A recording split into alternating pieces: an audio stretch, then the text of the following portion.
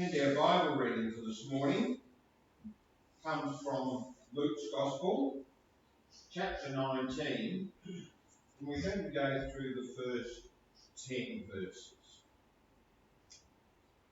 Luke 19 and verse 1. He entered Jericho and was passing through it. A man was there named Zacchaeus. He was a chief tax collector and was rich. He was trying to see who Jesus was, but on account of the crowd he could not, because he was short in stature. So he ran ahead and climbed a sycamore tree to see him, because he was going to pass that way. When Jesus came to the place, he looked up and said to him, "Zacchaeus, hurry and come down, for I must stay at your house today." So he hurried down and was happy to welcome him. All who saw it began to grumble and said, "He's gone to be with the guest of one who is a sinner." Zacchaeus stood there and said to the Lord, "Look, half of my possessions, Lord, I will give to the poor. And if I have defrauded anyone of anything, I will pay back 4 times as much." Then Jesus said to him, "Today salvation has come to this house, because he too is a son of Abraham. For the Son of Man came to seek out and to save the lost." Amen. Thanks, Ian. Well read. And today we're starting a new series on people that Jesus met, and we're starting with Zacchaeus. Now, I thought when I saw so many children here today, we might just sing you a song. Guys, would you mind coming out here for a little while and sitting down on the floor and the chairs down the front? Come on, out you come. Good looking ones first, ugly ones last. Come on, grandkids, come on. The little Miley Rose. That's the way. Here they come. Come on. Here they come. Just took a bit of a move. Now, do you guys who know the song Zacchaeus was a very little man? Okay, you do? Come and sit down here, because the oldies are going to sing you a song. Right? And you never guess what it's about.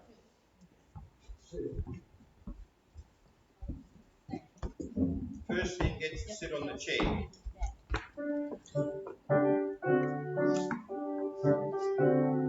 Everyone else can sit on the floor. I won't be able to get up. Take us out of the radio so I can see you. Now, the adults are going to sing the song if they remember. Okay? You don't remember? Anybody else? Do you remember it, Leanne? Nope. Oh, goodness me. No, do you remember it? Do you want to sing a solo? No.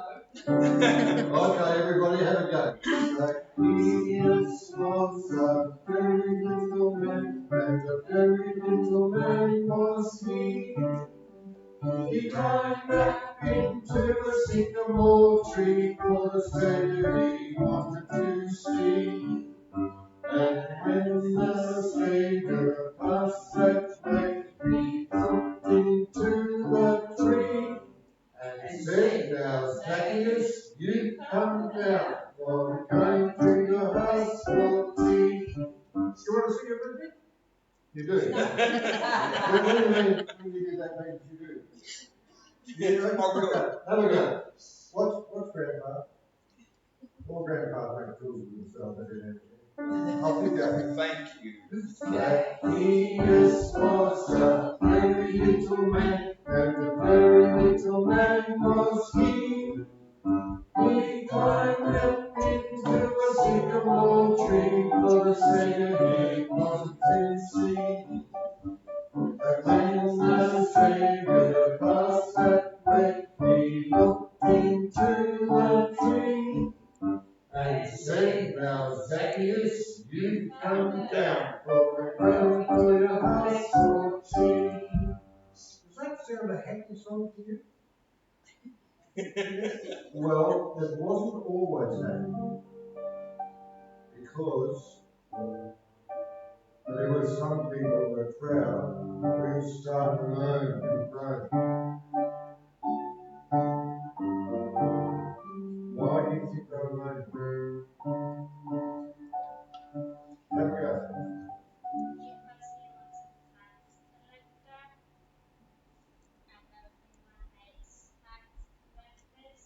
That sounds pretty good. It sounded excellent. Okay? Because they didn't like the fact that Jesus was going to be a friend to the person like Zacchaeus. So there's a happy part to the song, and there's a sad part of the song. Which part do you like better? The happy one, that's right. All right. Back to your seats, guys. All right. Thank you very much. Ooh, watch the board. I was talking to you guys before about what it's like to be an umpire when a team loses, and especially when they lose by 1 or 2 points, and especially when that loss means that they don't get into the four. And you walk into the room afterwards and start talking to the players, and you feel like you don't belong. Nobody wants to talk to you. Or this week I had the privilege of going to the hospital for a call, and I didn't have a mask. And I didn't think to put one in my pocket, which would have been a good idea. And I was the only person in the Frankston private walking around without a mask. I felt the odd one out. I don't know if you've ever had that feeling.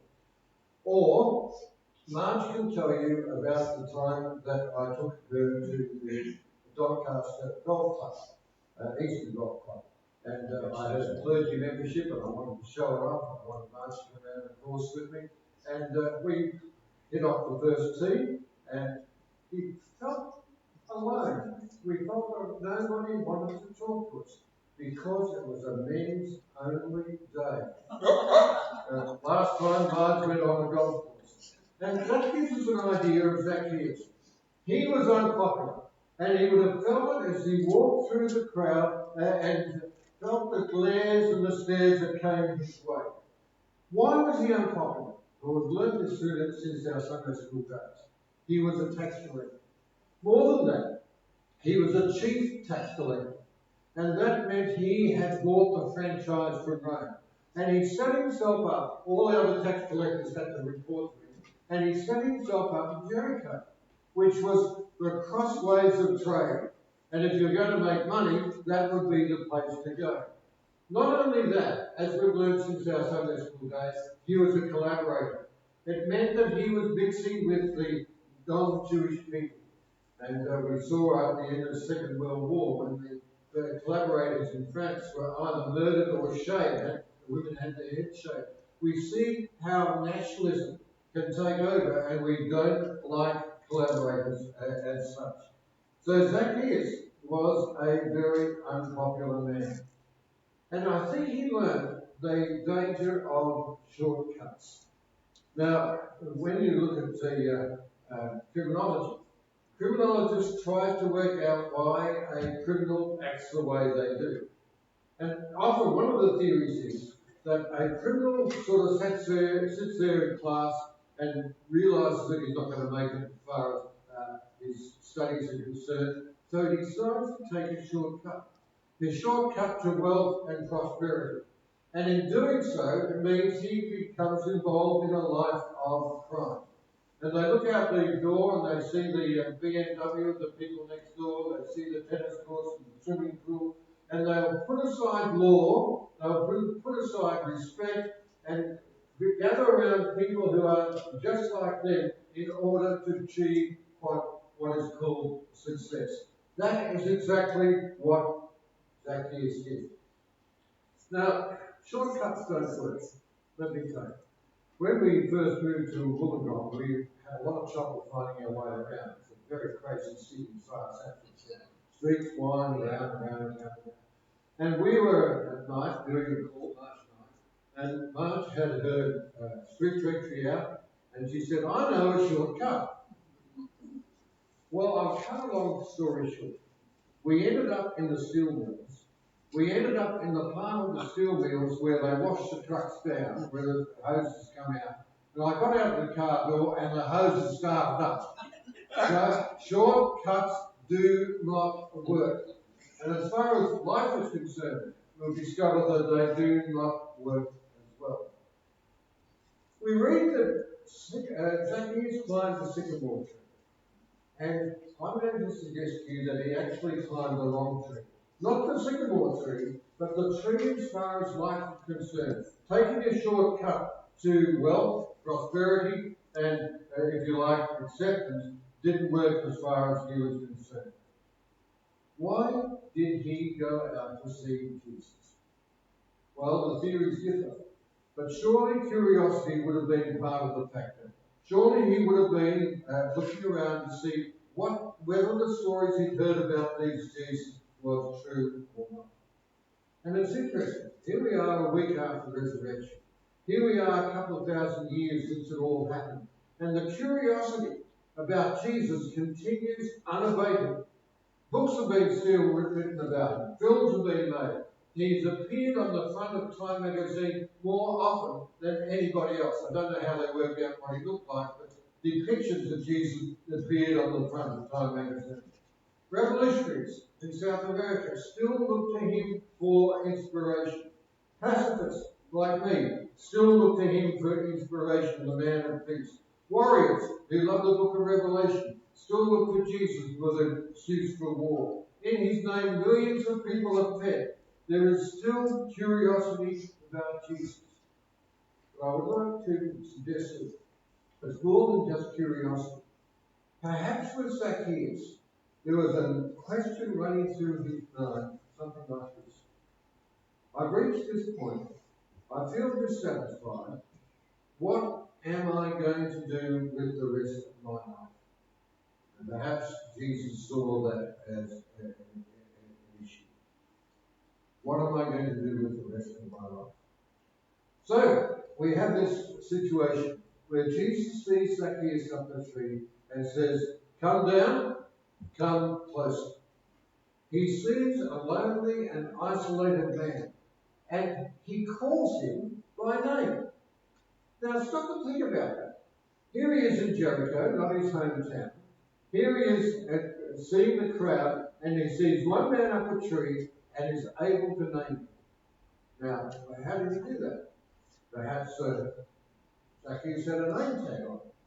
I don't think so. Perhaps he was infamous. Perhaps Jesus had heard of his infamy even before he came. Or perhaps Jesus had special insight and understood that this man needed special treatment. And sometimes when we're up the wrong tree, we forget that Jesus knows our name. Now, we started off the service this morning singing How Great God Is. And when you read through the Old Testament particularly, you get this idea of the exalted, transparent God is way up there. And at Easter time, we sing the Messiah and we sing the songs that actually amplify the greatness of God and the greatness of Jesus Christ. But at the same time, we need to balance it out. We've got the greatness of Jesus Christ, who knows us by name. 1 Peter says, you are his personal servant. And somehow in our lives, we've got to balance that out. The greatness of God and the concern of God for us as individuals.